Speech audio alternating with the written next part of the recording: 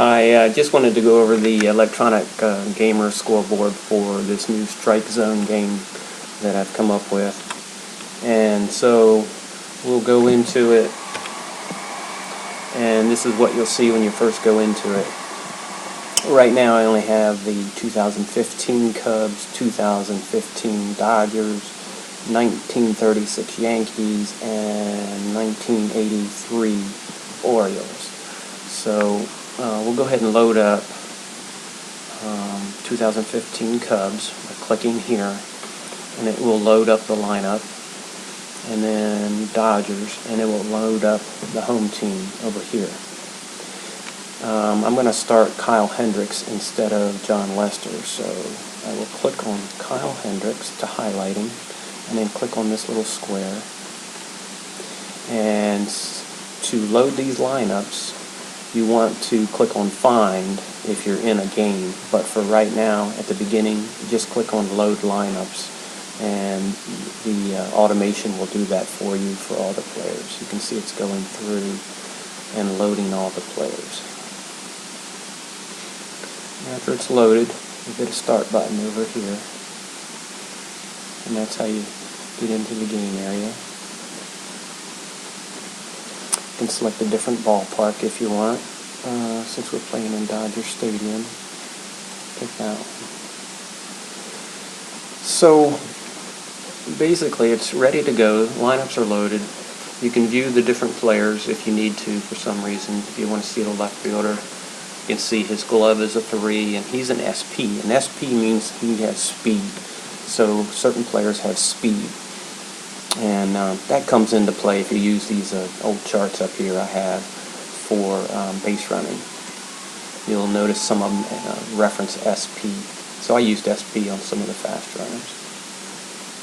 Okay, so to start, we have Dexter Fowler leading off, and he hits both. Since he's going against the lefty, all I'm going to do is select to go with the left-handed batter, and you can see the images are right here.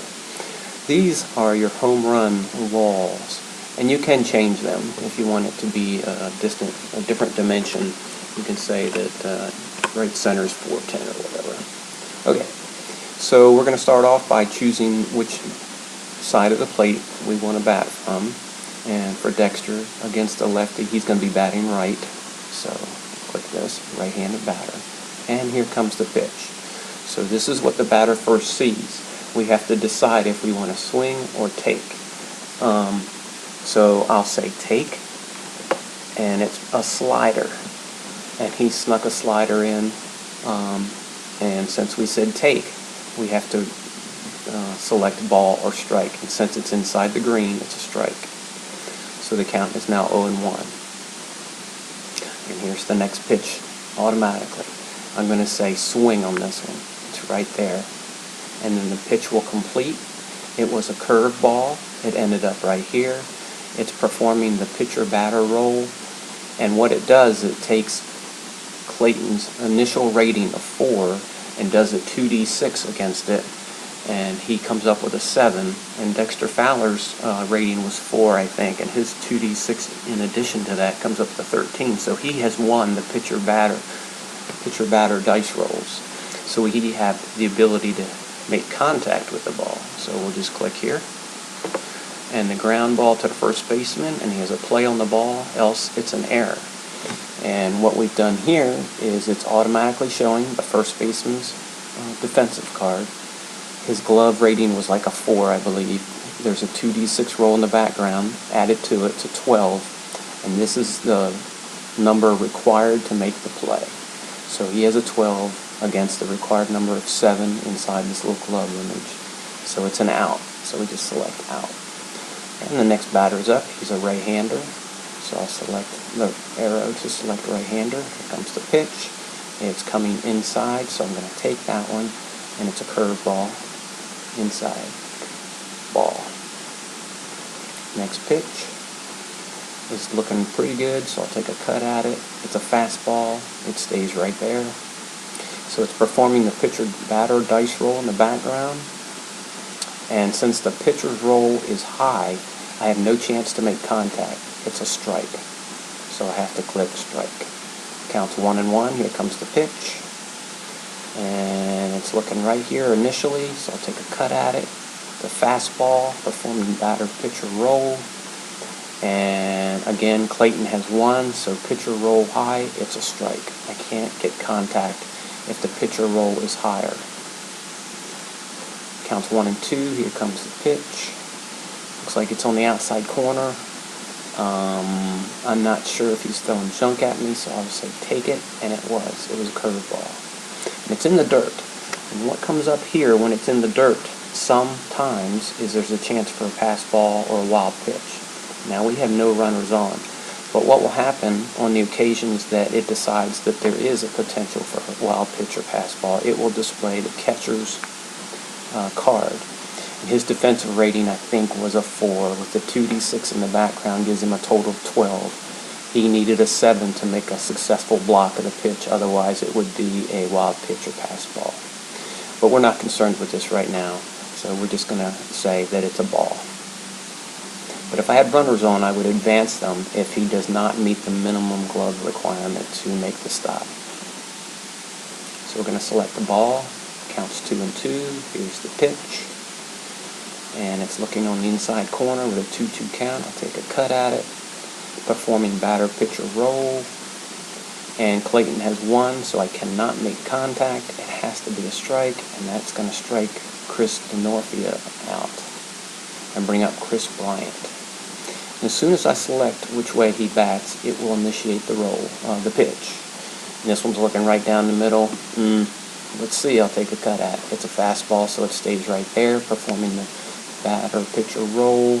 Again, Clayton Kershaw rules. It's a strike. I cannot make contact. Next pitch, I'll take a cut at it. It was a curveball, performing the batter pitcher roll.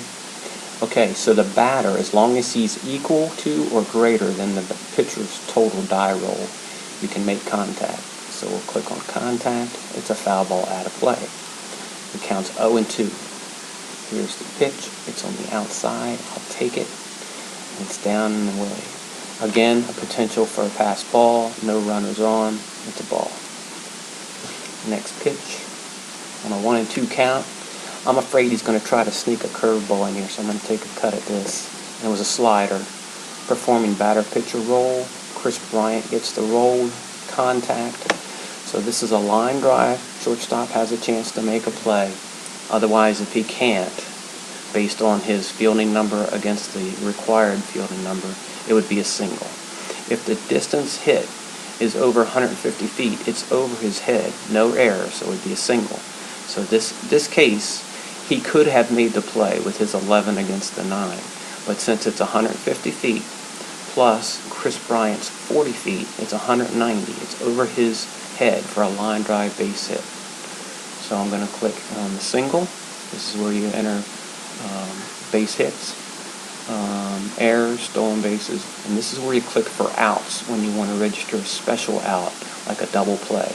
Because most outs that are registered, it'll advance the card to the next batter. But if you don't want to advance to the next batter, like in a double play or caught stealing, you would click here.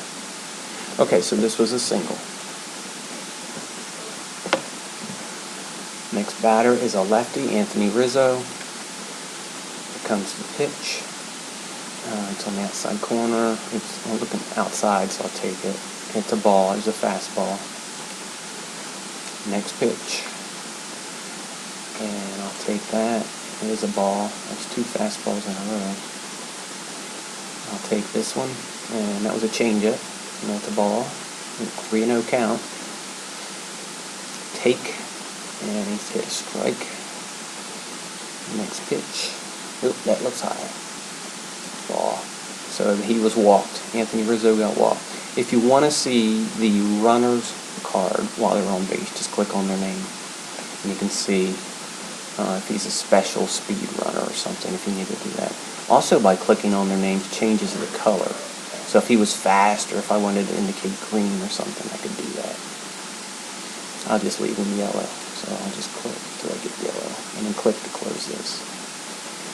Okay, next batter is Starlin Castro. He's a righty. take a swing at this ball. I thought maybe it was going to be a curveball coming in. Clayton Kershaw's roll is higher, so it's a strike. Here's the next pitch. I'll take a cut at that. It's a curveball, performing the batter-pitcher role, and Starlin Castro got the better on the roll, so we have contact. Ground ball to the second baseman as a play on the ball, else error. So his number is 10 against the required number 7, so he makes the play on the ball. So I'll click on out. Next batter, bottom of the first, against Kyle Hendricks, is Jimmy Rollins. Let's see if there's anything else. Let's go through this at-bat. Left-handed batter, here comes the pitch. It's from a righty. I'll take it, and it's outside for a ball. Here's the pitch, right down the middle. We'll take a cut at it. Up with a slider. We do have a chance. But the pitcher's roll is high, so it's a strike. And that looks decent. We'll take a swing at it. It was a curveball, but it is still within the hittable range. And we have the batter, the roll is higher, so we'll make contact. It's a high line drive. Second baseman has a chance to make a play, otherwise single. And he cannot make this play with his 10 against the 11, so that's a single. But also, if the distance is over 150 feet, which this one would not be, it would be a single. But since he can't make the play, it's not an error, it's a single. Alright, let's just see. Sometimes the ball is so far out that even though you swung at it, it'll say it's unhittable, and you have to select strike. What else? That is about it. I just wanted to do a quick run through. Let's do one at-bat with Chase Utley. I'll select left-handed batter. Here comes the pitch from the righty. I'll take a cut at that. Performing batter-pitcher roll. We got the batter's roll higher, so we have contact. Fly ball center field. Has a play on the ball.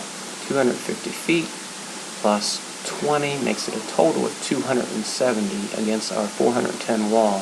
So he has enough room to make a play, and he does because his number is higher than the required number here. Now, if this distance here plus the power ever is more than the wall, it would be a home run. Okay, well, I'll take questions online, and I'll go ahead and get this posted.